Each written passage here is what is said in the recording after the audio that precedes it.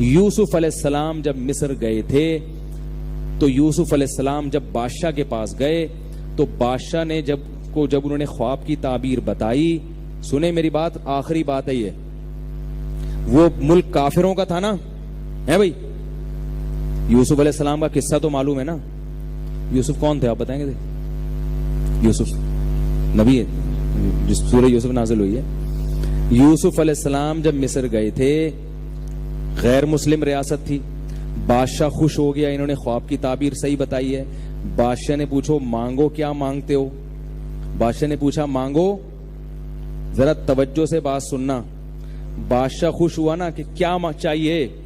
یوسف علیہ السلام کہہ سکتے تھے ایک بہت بڑی مسجد بنوا دو جہاں میں خانقاہ کھولوں گا، لوگوں کو اللہ اللہ سکھاؤں گا، لوگوں کی دینی تربیت کروں گا، اصلاحی بیانات کروں گا، اذان دوں گا، نماز پڑھاؤں گا، تراویح پڑھاؤں گا. کہہ سکتے تھے نا بھائی. ہاں تو کر لو یار، ابھی جوس پلایا ہے، تھوڑی سی تو انرجی آئی ہوگی نا. جب سی پیک بن جائے گا تو برگر کھلائیں گے انشاءاللہ. ابھی تو سی پیک نہیں بنا نا، ابھی تو تھوڑی سی ترقی ہوئی ہے. سی پیک بننے دیں، پھر کیا ہوگا 2022 میں جب ہمارا بیان ہوگا انشاءاللہ تو ہم کیا کھلائیں گے آپ کو؟ اللہ نے چاہا برگر کھلائیں. اس وقت برگر اس ریٹ پہ مل رہا ہوگا اللہ نے چاہا. اچھا، تو یوسف علیہ الصلوۃ والسلام نے، بس یہ آخری بات ہے، یوسف علیہ الصلوۃ والسلام نے بادشاہ وقت سے کیا کہا؟ یہ کہا کہ مجھے، یہ بھی کہہ سکتے تھے مجھے مسجد بنا دو، کیا خیال ہے، خانقاہ بنا دو، ایک مدرسہ دے دو جس میں اسلام کی تبلیغ کروں گا، بچے پڑھیں گے اس میں، اپنا مذہب کی پرچار کروں گا. یہ ساری باتیں صحیح ہیں، ان سب کی اہمیت ہے. میں بھی تو مسجد میں ہی بات کر رہا ہوں نا بیٹھ کے، مسجد کا امام ہوں. یوسف علیہ السلام نے کیا کہا؟ اجعلنی علی خزائن الارض، وزیر خزانہ بنا دو مجھے. مولوی ہیں لیکن کیا بننا چاہ رہے ہیں؟ پیغمبر ہیں، کیا بننا چاہ رہے ہیں؟ اس وقت کے تو مولوی ہوں گے نا، وہ پیغمبر ہیں، کیا بننا چاہ رہے ہیں؟ وزیر خزانہ. کیوں؟ پلاننگ ہے فیوچر کی، قحط پڑنے والا ہے، سب سے زیادہ ویلیو اس ملک میں وزیر خزانہ کی ہوگی، بادشاہ کی بھی وہ ویلیو نہیں ہوگی. یہ بھی نہیں کہا کہ مجھے ولی عہد بنا دیں. کاش سمجھ میں آ جائے آپ لوگوں کے یار. یہ بھی نہیں کہا کہ اپنا جانشین بنا دیں. نا بادشاہ کی پتا ہے کہ ابھی لوگ سب سے زیادہ ضرورت کس کی ہوگی؟ جب قحط پڑے گا تو سب سے زیادہ اکنامکس کے ماہرین کی ضرورت ہوتی ہے نا، کہ جب ملک میں کچھ ہے نہیں تو خزانے کو ایسے مینج کرنا کہ بھائی وہ جو انکم ہے اور جو ایکسپنسز ہیں ان میں توازن پیدا ہو جائے. جب قحط پڑے گا تو پیداوار کم ہوگی، خرچے بڑھیں گے. اس توازن کے لیے یوسف علیہ السلام نے کہا انی حفیظ علیم، اکاؤنٹنگ کا علم اللہ نے مجھے دیا ہے، میں نے سی اے کیے ہوئے بغیر بھی میں سی اے ہوں. معجزاتی طور پر اللہ نے دے دیا تھا ان کو علم، اور حفیظ بھی ہوں، خزانے کھاؤں گا نہیں، میں ایماندار ہوں. تو جب ملک پر کوئی ایسی حالت آئی تو یوسف علیہ السلام نے سمجھ گئے کہ ان کو سب سے زیادہ ضرورت مستقبل میں کس چیز کی ہے؟ ایسے شخص کی ہے جو خزانوں کو، بیت المال کو مینج کرنا جانتا ہو اور ایماندار ہو. بادشاہ نہیں بنوں گا، وزیر نہیں بنوں گا، عام وزیر نہیں بنوں گا، بادشاہ کا نائب ولی عہد، وزیر خزانہ بناؤ مجھے. کیوں؟ قوم کی تقدیر میرے ہاتھ میں آئے، کمانڈ میرے ہاتھ میں آئے، پھر مسجدیں بھی کھل جائیں گی، پھر تو میرے سگنیچر سے مسجدیں کھلیں گی. پبلک آئے گی، حضرت ایک مسجد کھولنی ہے، اجازت ہے، لے بھائی، بلکہ اس کے لیے اتنا بجٹ میں منظور کروں گا. آ رہی ہے الحمدللہ. بلکہ بجٹ میں مسجد خود بنا کے امام نہیں لگوں گا، بلکہ اماموں کی تنخواہوں کے بجٹ میرے سگنیچر سے ہوں. میں چاہوں گا جتنی مسجد، میں چاہوں گا جتنی خانقاہیں بنے. کیا خیال ہے؟ تو پیغمبر نے مسجد کی امامت بھی کرتے ہوں گے یوسف علیہ السلام، خانقاہ بھی چلا، خانقاہ سے مراد وہ بھی اصلاحی ان کا جو تربیت کا انداز تھا وہ بھی کرتے ہوں گے. لیکن فوکس کس کو کیا سب سے پہلے؟ وزیر خزانہ. یہ ہاتھ میں آ جائے، اس کو کہتے ہیں فیوچر کی پلاننگ. اور پھر کہا کہ 7 سال تک تو صرف اسٹور ہوگا مال، اگلے 7 سالوں میں تقسیم ہوگا. اس سے پتا چلا کہ یہ جو فیوچر کی پلاننگ ہے یہ اللہ پہ توکل کے خلاف نہیں ہے. ہمارے یہاں کوئی کہتا ہے فیوچر کی پلاننگ، ابے چھوڑو فیوچر، جو لکھا ہوا ہے وہ تو ہو کے ہی رہے گا. لکھا ہوا ہے تو یہ نوالا اترے گا، نہیں لکھا ہوا تو کوئی پلاننگ ہی نہیں ہے. ابے بھائی پڑھ لے کچھ یونیورسٹی میں اچھے نمبر آئے، بھائی رزق تو اللہ کی طرف سے آتا ہے. میں نے تو بڑی بڑی ڈگریوں والے دیکھے ہیں بھکاری بنے ہوئے ہیں، اور بیکار لوگ دولت کما رہے ہیں. کیا رکھا ہے اس دنیا کی محبت. یہ ہمارے بہت سے دینداروں کی سوچ ہے.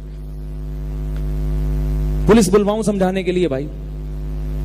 تو یوسف علیہ السلام نے کیا کہا؟ بھائی وزیر خزانہ بناؤ. موقع سے فائدہ اٹھایا، وزیر خزانہ بنے تو اگلے بادشاہ بھی وہی بن گئے. پھر پبلک نے بولا بھائی یہ بڑا، ہم بھوک سے مر رہے تھے تو یہ ہمیں دیتے ہیں. کتنا انہوں نے اسلام کی تبلیغ کی ہے.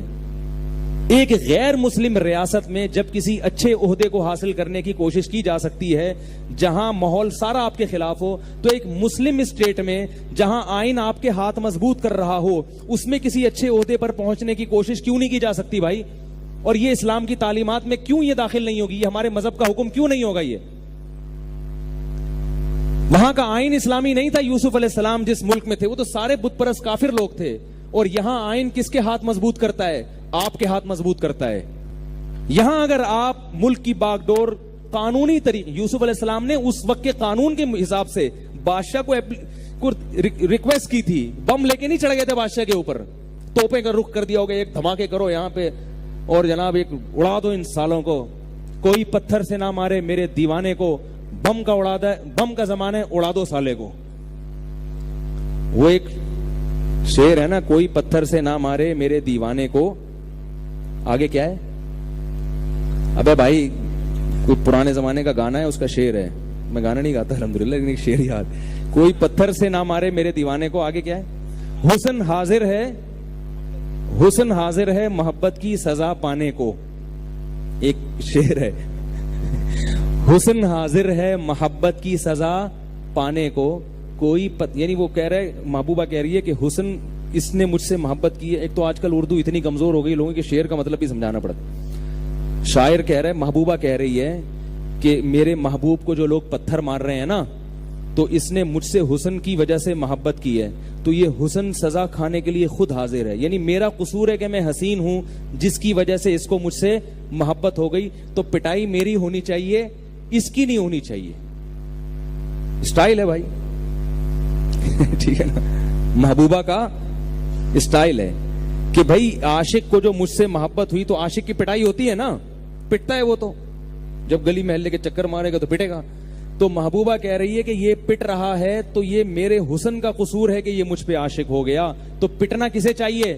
مجھے. تو میرے دیوانے کو پتھر سے نہ مارو، کوئی پتھر سے نہ مارے میرے دیوانے کو، حسن حاضر ہے محبت کی سزا پانے کو. تو اس کو کسی نے آج کے اس حساب سے، وہ پرانی زمانے کی محبوبائیں ہوتی تھیں، عاشق کی قدر کیا کرتی تھی. عاشق کے پاس پیسے بھی نہیں تھے تبھی تو پٹ رہا تھا. اگر اس عاشق کے پاس پیسے ہوتے تو پٹتا، 50 روپے سب کو پکڑاتا، ایزی لوڈ کرواتا، بولا تم لوگ بھی بیلنس ڈال دو 500 روپے کا، بھائی میری جان چھوڑو. تو وہ لیکن وہ حسینہ جو تھی محبت کی قدر کر رہی تھی کہ میری خاطر پٹ رہا ہے، چلو میں پٹ جاؤں. آج کل کوئی محبت کی قدر، وہ کہے کہ پیسے ہیں تو ٹھیک ہے، نہیں ہے تو آج کل کے حساب سے بنایا ہے. محبوبہ کا عاشق پٹ رہا ہے، محبوبہ کہہ رہی ہے کوئی پتھر سے نہ مارے میرے دیوانے کو، بم کا زمانہ ہے، اڑا دو سالے کو. کوئی پتھر سے نہ مارے میرے دیوانے کو، بم کا زمانہ ہے، اڑا دو سالے کو. تو ہم اسلام جو لوگ لانا چاہتے ہیں، جو ایکسٹریم پہ پہنچے، وہ کیا ہے؟ دھماکے کر کے ایک دم سے ملک کی تقدیر بدل دو اور اسلام آ جائے گا. کچھ بھی نہیں آئے گا، پٹو گے. اور ایسے لوگ مسلمان بھی نہیں ہیں، ظاہر ہے را کے ایجنٹ ہوتے ہیں، نام اسلام کا استعمال کر رہے ہوتے ہیں. لیکن جو ایسا طبقہ ہے جو بالکل ینگ طبقہ ہے، بعض دفعہ یونیورسٹیوں کالجوں میں ان کا حصہ بن جاتا ہے، وہ ان کے پلان کا حصہ بن جاتا ہے نہ چاہتے ہوئے بھی. تو اس لیے یوسف علیہ السلام نے کوئی دھماکہ نہیں کیا. تو وہ اتنی بڑی ریاست تھی، ایک پوری اسٹرانگ حکومت تھی. یوسف علیہ السلام نے کیا کہا؟ ایک درخواست کی، اجعلنی علی خزائن الارض، وزیر خزانہ بنا دو. تو آپ بھی اپنی صلاحیتوں، یوسف علیہ السلام نے اپنی صلاحیتوں کا لوہا منوایا تو پھر ان کی سنی گئی. آپ اپنی صلاحیتوں کا لوہا منواؤ تو انشاءاللہ فیوچر میں آپ کی بھی سنی جائے گی اور ملک کا قبلہ انشاءاللہ درست ہونا شروع ہو جائے گا. تو اپنے بچوں کو اچھی تعلیم دیں, پہلے سے ہدف بنائیں, اس کو جج بننا ہے, اس کو آرمی میں آفیسر بننا ہے, یہ پولیس میں ڈی ایس پی بنے گا سالہ, یہ جو بیٹھا ہوا ہے نا, اس کو بتا دیں تو کیا بنے گا, علاقے کا ڈی ایس پی بنے گا. محنت کریں, تعلیم کے لیے پیسہ نہیں چاہیے, اچھا ٹیچر چاہیے, ٹھیک ہے نا. آپ کہیں گے اچھا ٹیچر پیسوں کے بغیر نہیں ملتا, جتنا آپ وہ پھر ہوم اسکولنگ کی وہ الگ ٹاپک ہے. تو چلو فرض کر لو اگر پیسہ چاہیے تو وہ پیسہ ریکور بھی تو ہوگا نا بعد میں. تو علم دین کی اہمیت کم نہیں کر رہا, معاشرے کے لیے علماء کی بھی ضرورت, مسجدوں کی بھی ضرورت, خانقاہوں کی بھی ضرورت, اماموں اور خطیبوں کی بھی ضرورت. لیکن جتنی ضرورت امام اور خطیب کی ہے, جتنی ضرورت مفتیان کرام کی ہے, جتنی ضرورت خانقاہوں میں مشائخ کی ہے, اتنی ہی ضرورت اس بات کی بھی ہے کہ اچھے لوگ پولیس میں اونچے عہدوں پر جائیں, اچھے لوگ آرمی میں اونچے عہدوں پر جائیں, اچھے لوگ بیوروکریسی میں اوپر تک جائیں, اچھے لوگ سیاست میں اوپر تک جائیں, اور اچھے لوگ پولیس میں اوپر تک جائیں. سمجھ میں آ رہی بات, اچھے لوگ اسمبلیوں میں اوپر تک جائیں. تو یہ ہمارے مشن کا حصہ ہونا چاہیے, یہ فرض کفایہ ہے.